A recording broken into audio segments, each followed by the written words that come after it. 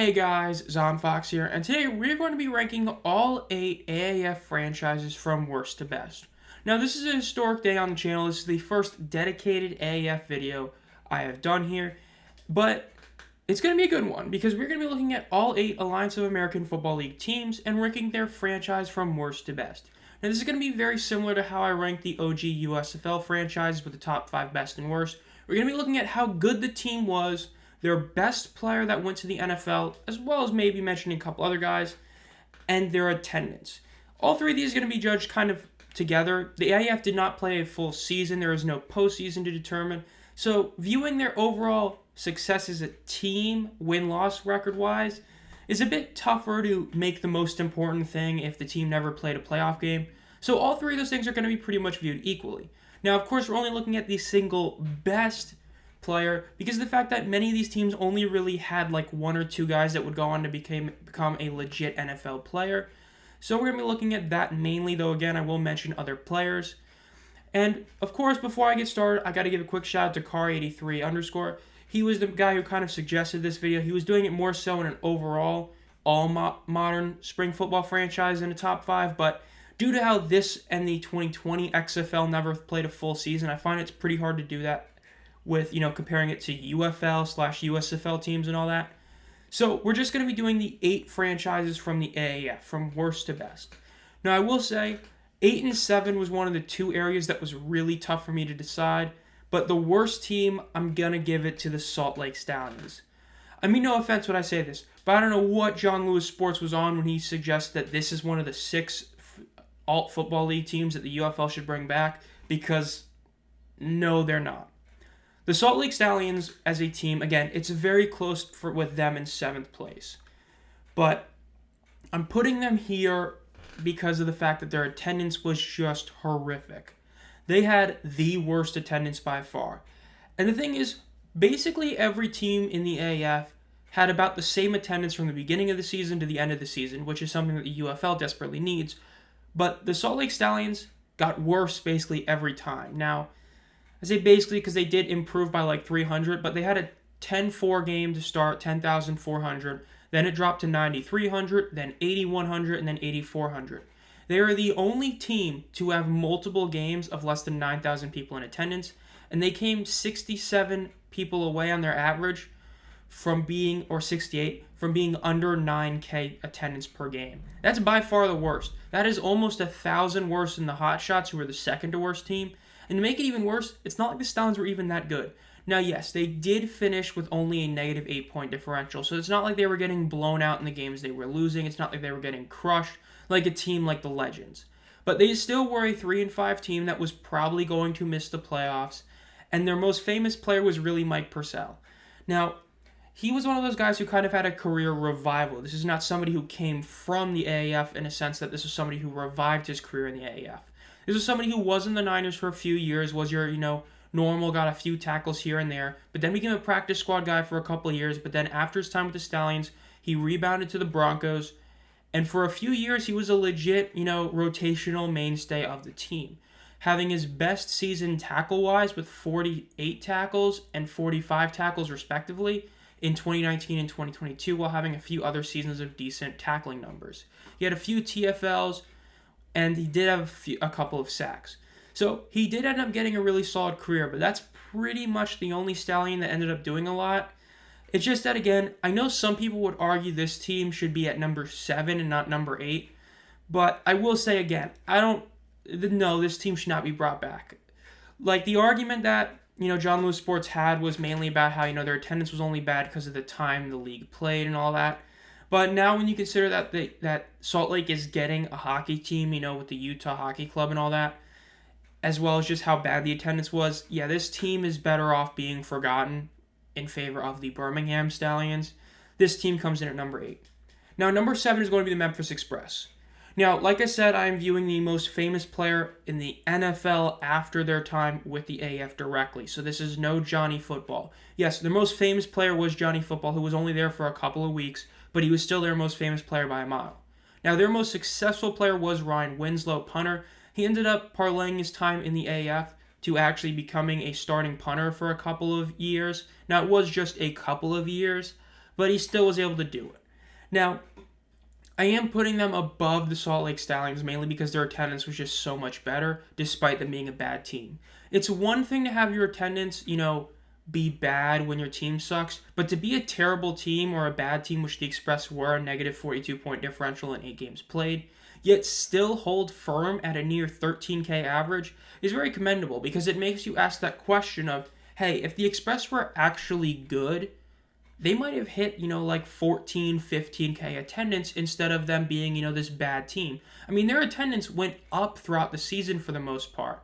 Their best game was their second to last, and yes, a lot of that was the Johnny Football hype, but the beginning of the year, for them to still be at that decent attendance number, despite being a bad team, does say a lot. So while, yes, I would say that their most famous player and their overall team success were worse than the Stallions, I think that is not by enough of a stretch to justify them being below the Stallions when you consider just how much better their attendance was, despite them being a poor team. Remember, Salt Lake wasn't an awful team. They just weren't good.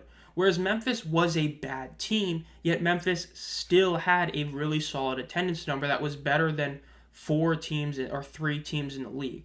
So you got to give them some credit there. But again, this was a tough one. This wasn't the toughest ranking I had, but 7 and 8, I would understand if you interchange them. But for me, 7 is the Express. Now, number 6 is going to be the Atlanta Legends.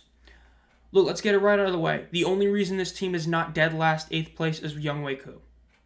Now, when you talk about all these spring football players and their success in the NFL, yes, Brandon Aubrey's story is great. Yes, PJ Walker was a legend. Younghoe Koo is the face of spring football success in the modern era. Younghoe Koo went from being this guy who was, on the Chargers, played a couple of games there, didn't do all that well, and never looked to be back. He looked to be one of those guys who would be gone. He wasn't even on a team in 2018. Then 2019, he gets his time with the Atlanta Legends, does incredible for them, and parlays that to getting the Falcons kicker job and becomes a Pro Bowler just like that. So he was also an NFL scoring co-leader. He had 37 field goals made, which led the league. He had a 94.9% accuracy, and if it wasn't for a few missed kicks later in the year last year, he would have been one of I think it was the most accurate kicker for a little bit. He kind of qualified for it for like a couple of weeks or something like that. The point is, he is still one of the better kickers in the NFL, and he owes that to his time with Atlanta. Now again, the reason I say that it is entirely because of him, their attendance wasn't good. It was under 11K, which again, Memphis was substantially ahead of them. But yes, it was still better than what Arizona and Salt Lake had. But the biggest reason is that point differential. That is the single biggest glare on this screen. A negative 125 point differential. When people say that the Showboats or the 2023 Mauler or 2022 Maulers aren't the worst spring football team, it's because of this Atlanta Legends team, right? This team in 8 games put up a worse point differential than the Maulers or Showboats did.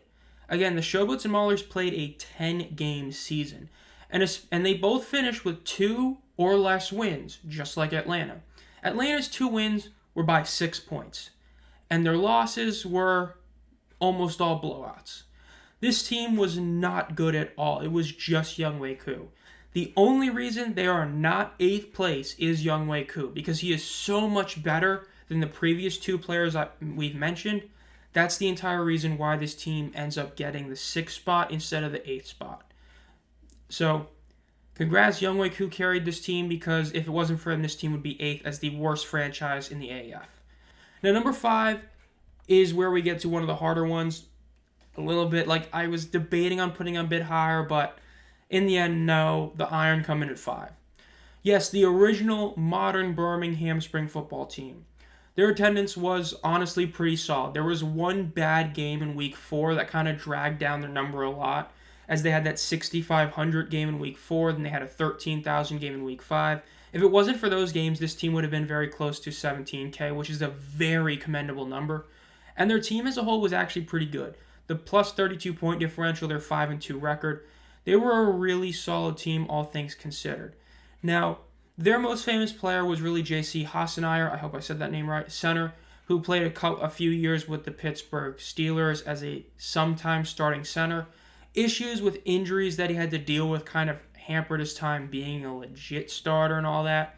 Now, this team does deserve, some extra praise as a whole when you look at their roster in a lot of ways, right? This team did beat the San Antonio Commanders by 1 point, who were at the end of the season, they were leading the standings in the Western Conference, though they weren't really the best team in there.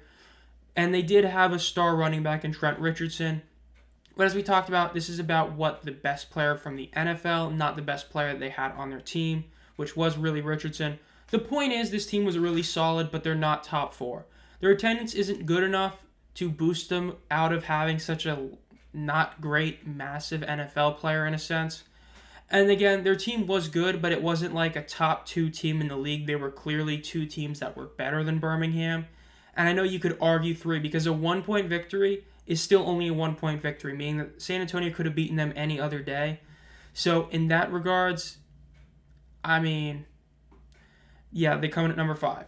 Now, number 4 and 3 is where it was a very tough ranking, but number 4, I'm going to give it to the San Diego Fleet. The Fleet's attendance was really good. 19K per game. I know there were stadium issues in San Diego, so people would say if this team lasted, what they happened with the stadiums.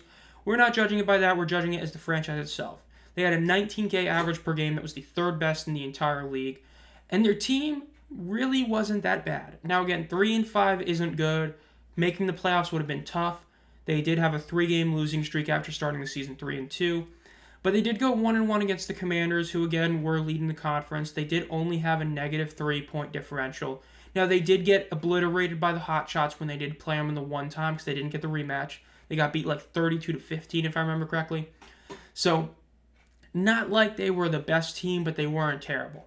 Now, their most famous player was Daniel Brunskill, another center. Now, he ended up being a very legit starter in the league, unlike JC, as Brunskill actually was a mainstay on the San Francisco 49ers offensive line for a couple of years. Now, he did go to the Titans and became a legit starter there one year, and we'll see exactly how 2024 goes, but this is somebody who was a legit starting center. Not, a Pro Bowl, all-pro type of guy, but still a legit starter, so a lot of commendability there. Again, this team comes in at 4. It was a tough call between them and 3, but I feel like the fact is, even though they beat number 3, which you all can probably guess who number 3 is, by a ton in the attendance, I feel like that gets kind of, canceled out by just how bad the number 3 team beats them in their overall being a good team and their most famous player. As number 3 is the Arizona Hotshots. Now, yes, their attendance was terrible. Sub 10K attendance, just barely, but still sub 10K attendance. They had a game that was under 9K in attendance. But they were but they were a better team, right? They finished 5-3, but they had a plus 42 point differential, the second best in the league. They were the only team to beat the Orlando Apollos, the best team in the AAF. They're the only team that handed them a loss. And across their 2 games against the Commanders, they had a plus 13 point differential. So they were a better team than San Antonio. If the season had finished, odds are it would have been the Apollos versus the Hotshots in the championship game. And their most famous player was Nick Folk. Now, Nick Folk is one of those guys who we expected his career to be over, right? 2017 with Tampa Bay, he played in like 4 games, and he was pretty terrible. 6 of 11 on field goals. And his extra points wasn't really much better. He went like 7-9, and so it wasn't like he was that good. So then he was out of football, but then with the Hotshots, he had a good enough time to get, a call to the Patriots, and with New England, he basically revived his career. In 2021, he was an NFL co-scoring leader at 160, and he led the league last year in field goal made percentage, going 29 of 30. He has quietly been one of the best kickers in the NFL the past few years, and again, he owes it to the Hotshots. His career would have been over if it wasn't for his time in the AAF, most likely, and so because of that, he was able to parlay his success with the AAF and the Hotshots to an NFL job with the Patriots, and now the Titans consistently being a great kicker. I mean, his worst season since returning was really his 2020. I mean, it's tough to say. I mean, you could say it was his first year back. We went 14-17 on field goals, but he was perfect in extra points, and he only played in 7 games. I mean, you could say it was one of his years in New England where he went 32 of 37 on field goals, but even then, it's still a lot better than a lot of kickers today. So the Hotshots come in at number 3 above the Fleet. Again, their attendance is far worse than the Fleet, but they were a much better team, and they had a much better famous player, or, best player in the NFL. So I'm going to give them number 3. Now, the top 2 shouldn't shock any of you. Number 2 is going to be the San Antonio Commanders. They had the best attendance by a country mile. They had 27,721. It's the whole reason why the Brahmas basically exist, aside from, the Brahma Bowl kind of stuff we're talking about. The reason they're in San Antonio is because the Commanders prove that there is a market for spring football in San Antonio. Now, the Brahmas have not been able to reach that or recreate that success outside of one opening week game, mainly due to the city, having a lot of issues with them feeling betrayed and all that, not wanting to buy into a team. But the Commanders' attendance was incredible. One game of 30K. They were the team that had 30K first. It was not the St. Louis Battlehawks. The Commanders were the first team to have an announced attendance of 30K. They had 3 separate games that hit over 27,000. They were great. Now, their team as a whole wasn't all that incredible, right? They were still good, but they weren't, the best team in the league. I mean, they finished 5-3, when the season stopped, but they had a negative point differential against the fleet of all teams. It was like negative 11. And as we talked about before, they weren't as good as the Hot Shots. So they were clearly like the second best team in their conference. And in the league, it was debatable if they were third and fourth. Depends how much, merit you give to a 1-point victory for, The point is, though, they're number 2. Their most famous player kind of drags them down a little bit with Greg Ward Jr. Not a lot, because Greg Ward Jr. still had a couple of really solid years. I mean, he had 2 years where he had over 250 yards. Then he had a year where it was 400. Now, he only had really those 2 seasons, right? But before his AAF time, he was a practice squad guy in the Eagles. But then after his AAF, he was able to become a legit starter for them for a couple of seasons. And now, while it looks like his career is pretty much over in regards to being a mainstay kind of guy, he still did, become a legit receiver. He did get, 10 receiving TDs, which is impressive for a career. So, number 2 is them. Number 1's the Apollos. The Orlando Apollos get number 1. This shouldn't shock anybody. I mean, when you are by far the best team in the league, and I get it, they did lose to the Hot Shots, so there is that question mark of exactly, where you rank them there, because the Hot Shots finished with 3 losses. The point is, the Apollos had a 100-point differential in 8 games. Not much you can say there. They were the best team in the league. They did lose to the Hot Shots, but as a whole, most people would say the Apollos were the best team in the league. Their attendance was still the best in the league outside of San Antonio. Their 19,648 was very impressive. They had 2 games of over 20K. Who knows what their last 2 home games would have done. The point is, they still had really good attendance numbers, so it's not like they get hurt there. And their most famous player was Dearness Johnson. Now, he is a true AAF story. His first time being on a team was with the Apollos, and then he was able to parlay that to going to Cleveland. Now, with Cleveland, he had a couple years where he really didn't do much, but then in 2021, he had that breakout season where, due to injuries and all that, he ended up getting a lot of time and had over 500 yards on the ground.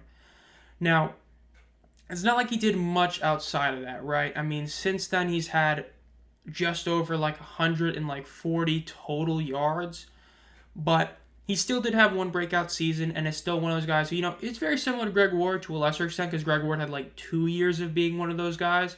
But Dearness Johnson still did have that year of, really solid success, which he owes to the Apollos. But again, the Apollos have to be number 1. For how good the San Antonio Commanders' attendance is, the team was nowhere near as good as the Apollos. The Apollos had a player that was close to matching Greg Ward Jr., and their attendance was still really good. So the Apollos come in at number 1. So that'll do it. This has been ZomFox. If you enjoyed this video, make sure to subscribe and hit the bell. Let me know down below if you wanted to see me do another AAF video in the future, and if you enjoyed this one. I think this is a pretty fun video to do for my first true AAF videos. I've only really mentioned them in other videos, but not done a full dedicated one to them. Let me know if your list is any different, and if you've been a fan of the channel for a while, think about becoming a community member for 99 cents a month. Again, you get an exclusive video, exclusive emojis, a bunch of other stuff, and as always, guys, have a great night.